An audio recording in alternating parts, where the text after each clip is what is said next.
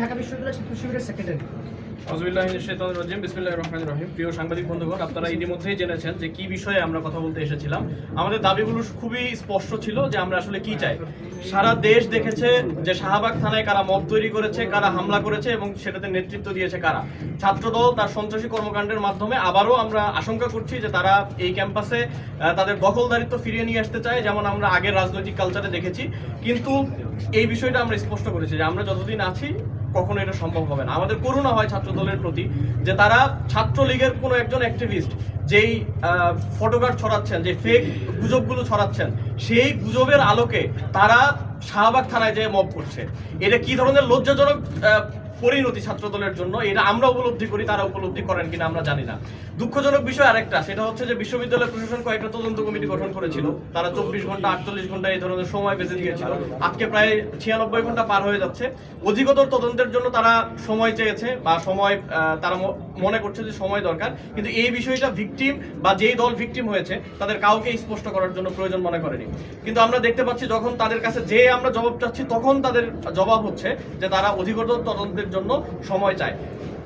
এই বিষয়টা আমরা আগেও দেখেছি যে দীর্ঘসূত্রিতা, যখন কোনো অভিযোগ করা হয় সেই অভিযোগের আলোকে কোনো সিদ্ধান্ত নেওয়া হয় না এবং অপরাধীরা ছাড়া পেয়ে যায়। আমরা এটা নিশ্চিত করবো ইনশাল্লাহ যে পরবর্তী সময়ে আর এই ধরনের কোনো ধরনের ঘটনা ঘটবে না, যদি আমরা এই সময়ে যারা এই হামলার সাথে জড়িত ছিল তাদের বিরুদ্ধে বিশ্ববিদ্যালয় প্রশাসন ব্যবস্থা গ্রহণ করে। এবং আমরা বিশ্ববিদ্যালয় প্রশাসনকে এই ব্যবস্থা গ্রহণ করার ক্ষেত্রে যেই ধরনের তথ্যগুলো লাগে, তারা অধিকতর তদন্তের জন্য আসলে কি খুঁজছেন আমরা জানি না, কারণ আপনারাও আশা করি উপস্থিত ছিলেন শাহবাগ থানায়, আপনারা নিজের চোখে দেখেছেন, আপনাদের মাধ্যমে সারা দেশবাসী দেখেছে।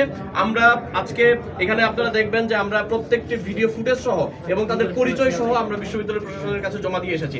আমরা এখান থেকে বলতে চাই যে যদি এরপরও তাদের অধিকতর তদন্তের প্রয়োজন হয় এবং তাদের আরো সময়ের প্রয়োজন হয়, তাহলে আমাদের ধরে নিতে হবে যে তারা এটা আসলেই তদন্ত চায় না এবং তারা এটার প্রতিকার বা এটার যে বিচার, সেই বিচারের ক্ষেত্রে তারা আসলে তাদের যে উদ্দেশ্য সেই উদ্দেশ্য সৎ হয়। আমরা আশা করব যে বিশ্ববিদ্যালয় প্রশাসন এখানে তার যে সদিচ্ছা সেটার পরিচয় দিবে এবং সেটার মধ্য দিয়ে যারা এই ধরনের ন্যাক্কারজনক ঘটনার সাথে জড়িত ছিল, এই ধরনের হামলার সাথে জড়িত ছিল, তাদের বিচারের আওতায় নিয়ে আসবে। আমরা আশা করছি যে আমরা সেটা বাস্তবায়ন করতে পারবো এবং জাতির দর্পণ হিসেবে আপনারা যারা রয়েছেন, আপনারাও আপনাদের জায়গা থেকে, যেহেতু সাংবাদিক যে ভাইরা রয়েছিলেন তাদের উপর হামলা করা হয়েছে, আমরা আপনাদের কাছেও প্রত্যাশা করব যে আপনারাও এক্ষেত্রে যে ভূমিকা পালন করা দরকার সেই ভূমিকা পালন করবেন।